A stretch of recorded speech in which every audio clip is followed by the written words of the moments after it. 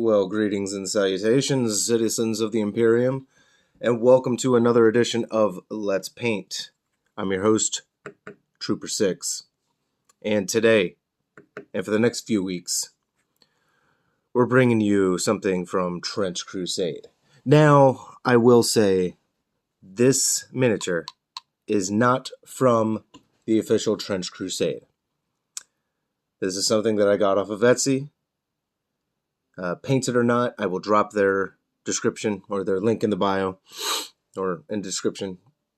Man, too many different terminologies going around these days. However, this should prove to be an interesting one. We're going to go ahead and get started with Black Templar Contrast Black.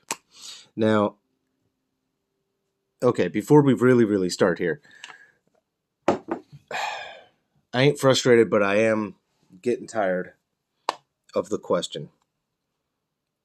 Yes, for the love of God, for the love of the God Emperor, by the throne, of course I paint my damn miniatures.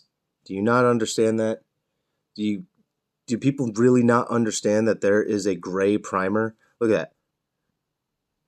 I don't mean to be a douche about it. I don't mean to be condescending.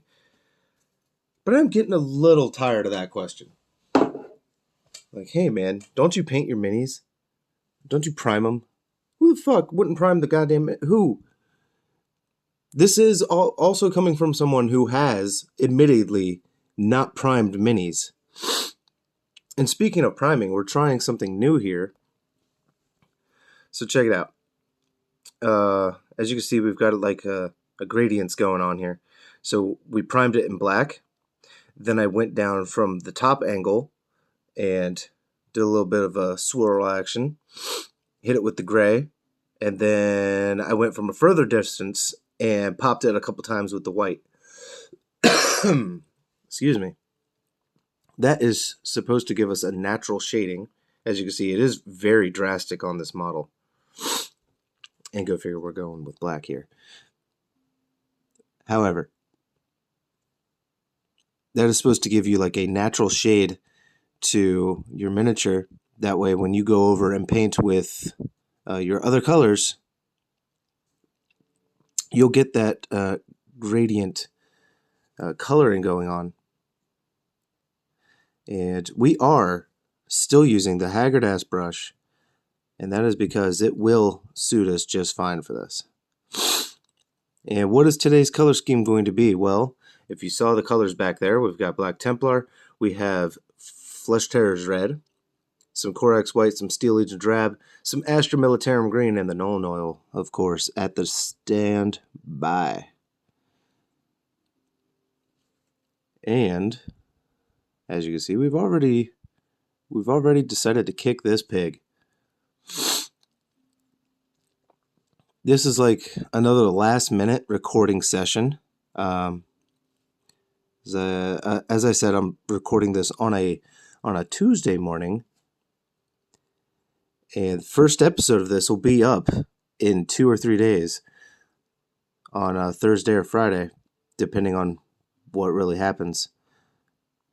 Like, that actually happened to me this week for my Vault Dweller series, is I could not get the last episode up on the Thursday that I wanted it to. It had to get pushed back to the Friday, which ain't a big deal. When you upload once a week, you'll be alright. But what are we doing with that color scheme? Well, as you can see, I'm already painting the pants black. The coat is going to be black. The armor pieces, though, are going to be that Flesh Terror red. Now, when it comes to Trench Crusade, most of the pictures that I find don't have the good old color schemes like 40K, and of course, it's because it's not really necessary. It doesn't really fit the setting for them to be that colorfully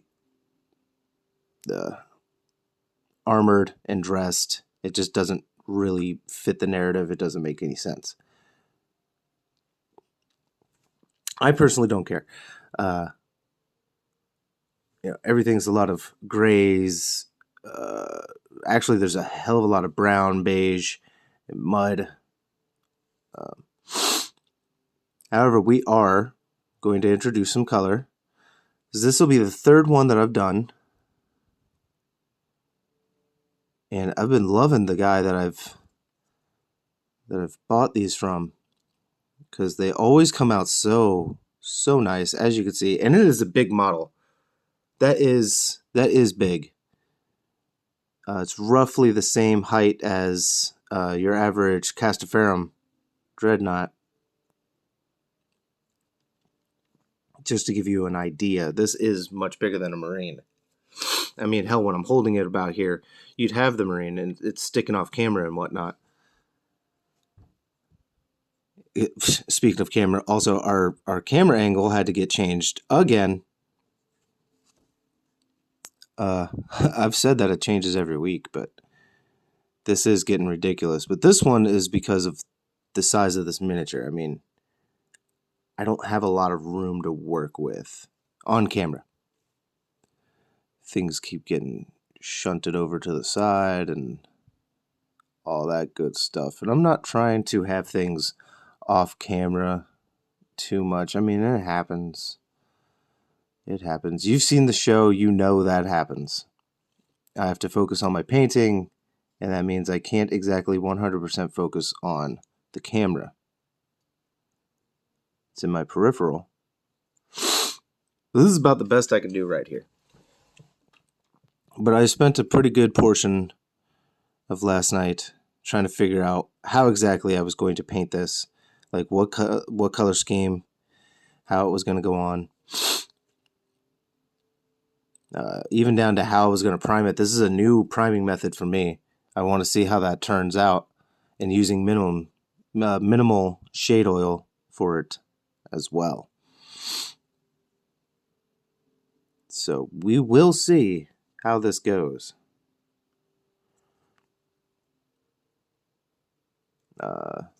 If my hands seem a little shaky or sloppy, don't mind me. It's not quite the medicine. I've just been pushing myself a lot harder lately. The unfortunate day job has required a lot lately. And so we're tired. That's basically all that is. I'm very tired. And I'm tired of being tired. Just like many of you probably are sick and tired of being sick and tired. We might have another bout of sickness about to flow through the family. You know, somebody was sick, passed it on to my boy. Now my boy seems to have passed it on to my wife. So we're all having a good time. A good time.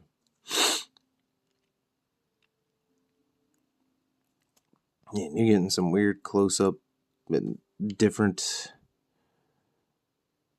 angles here. This is just proving to be interesting here. Just the process that I'm having to do. And I wasn't sure if I was ever going to do this kind of miniature on the show. And I don't mean for the game, but I just mean this miniature.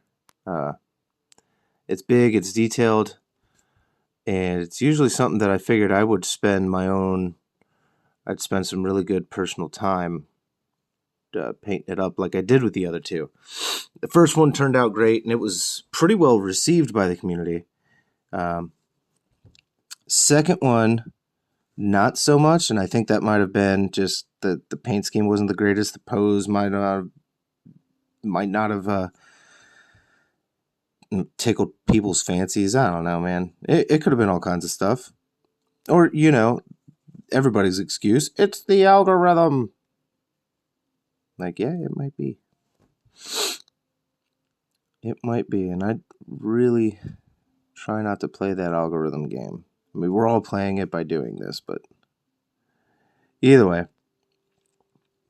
let's get those boots black. I almost forgot what I had the Astra Militarum green for, it is actually going to be for that barrel that he's standing on.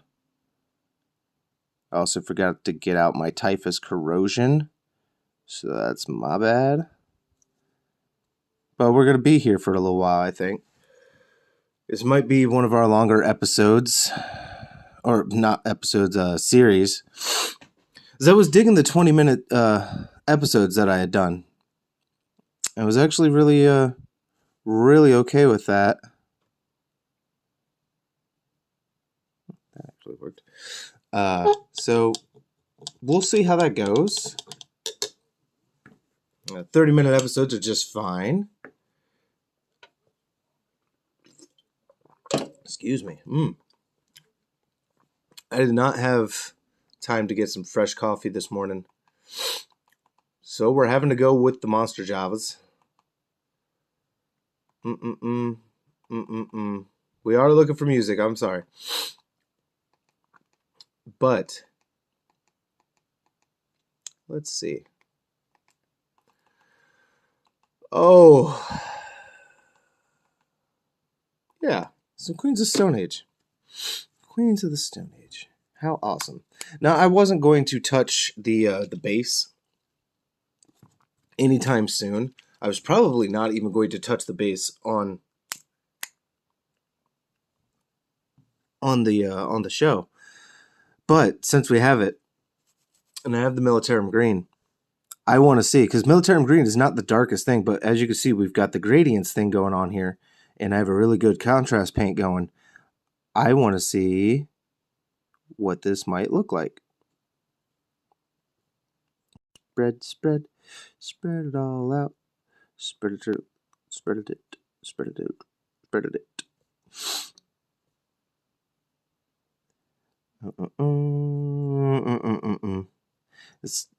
See, just like what I've been saying before, it's a lot of these act like a stain and not exactly like a paint.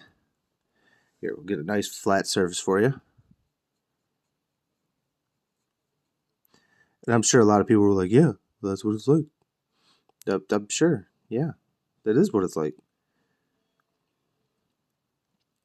But since I've been rather an unconventional painter, paints have not reacted the same ways for me that I guess are normal.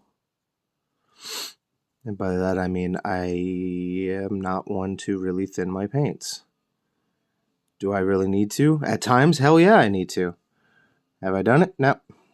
Nope, just got stupid and lazy with it. And I was like, you know what, we'll just work within the confines that we have and try to pull it off. All right.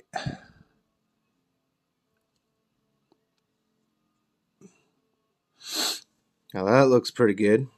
I dig it. And with some typhus corrosion and the Nolan oil and whatever dirty other effects that we might add, it'll make that thing pop.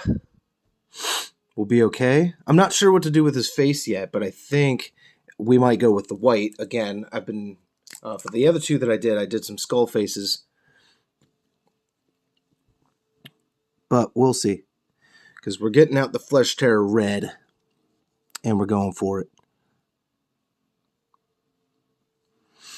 I don't work with Flesh Terror red as much as you might think. For someone who is a Flesh Terror fan, like I've said many times before, I plan, the only other tattoo plan that I have is to get the Flesh Terror logo on my left shoulder.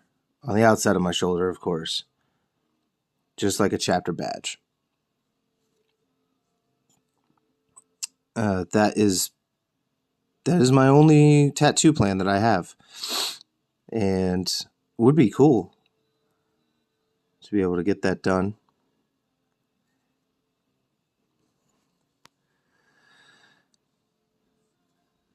I've never thought of Flesh Terror red as maroon. That's something that just popped in my head. Anytime I've seen them described, it's always been maroon. And it drove me nuts because I was like, I don't like maroon. I don't like the name. I don't like the implied shade. It didn't say this color to me. I always thought of Flesh Tearers as having the crimson armor, that deep, rich red. And apparently, Word Bearers have the crimson armor. I was like, whatever, man. Whatever. So I have been guilty and am guilty of describing Flesh Tearers, as having crimson armor. And if that makes you mad, well, too bad. You weren't there to correct me. The books were there to correct me. Speaking of books, if you are unaware, I am also running a Sharky contest, as I've been calling it, the September Sharky contest on Instagram. Everybody has had 1 month to paint a Carcharodon to the best of their abilities. There were a few requirements for it, such as a kit bashing required. So I didn't want somebody to just take an intercessor or an assault intercessor, just put together a basic marine, and then give me like box art material artwork. I'm like, I'm sorry. Carcharodons are supposed to be, lore-wise, they're not the best equipped because of their exile and everything like that. So they would definitely be mixing and matching, and I want to see it. I want to see what creative poses they can make. Basing is also required, so you have to have a base on yours. But I've given everybody 1 month to paint it, and we're over halfway there now? We're over halfway there. Oh, I don't like the song. Sue me. I don't like it. It's exciting. I'm very much looking forward to seeing what people paint. And of course, I have prizes for first, second, and third place. So I'll be doing basically a triple giveaway there. And those prizes. So first place is going to be this is all from my collection too, by the way. This isn't stuff that I bought specifically for the giveaway. So anytime you win something from me, for now, at this point in time, it is most likely something from my personal collection, something from my shelf. So you're not just getting, you're not just winning whatever giveaway or contest. You're actually winning a piece of my shelf, my life. All right. With that being said, the first place prize is a Daradeo Dreadnought. Not the Dorito. Doesn't really matter what you pronounce it as, but it's not the Dorito. Daradeo, please, thank you. Much love, Voldemort. I almost called him Voldemort. Voldemort has instilled in me the correct pronunciation. I need to go back in there with that black. So, we will not be making that mistake of calling it anything else but the Daradeo. First place is Daradeo. Second place, an Inceptor squad. So you get the high-flying, high-altitude boys, and that should come out pretty cool. I'm hoping whoever gets it does something cool with it. I had plans, and then, of course, I didn't do them. Because like anybody in this hobby, once you start a backlog, it just keeps growing because you get the ideas and they're flowing and you can't stop them. So I'm trying to get this in frame for you guys, but also not fuck it up. This is not... With the model being so big, it makes it actually a little cumbersome to paint this for you. And I'm just trying to get it good. That front plate, I really thought about coloring it something else, and I think we are just going to go with red.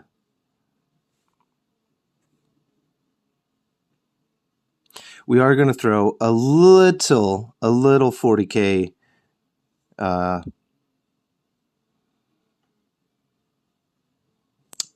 was about to say mockery, and I was like, it's not a mockery.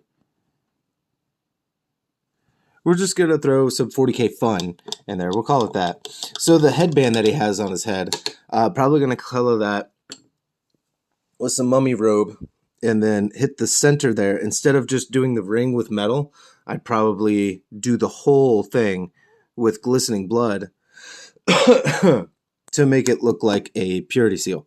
Because I almost put a purity seal on the backpack there. Almost. But it didn't quite look right. And believe it or not, right here is a perfect place for a chainsword. And my God, I wish I could. I wish I'd put it on there, but I wanted to keep it a little faithful to whatever we're doing here. So we're at 21, 18, 19, 20, 21, 21 on my end. So we're going to cut it here. We've gotten a pretty good portion of them done. I'm digging the color scheme. I like that green barrel sticking out.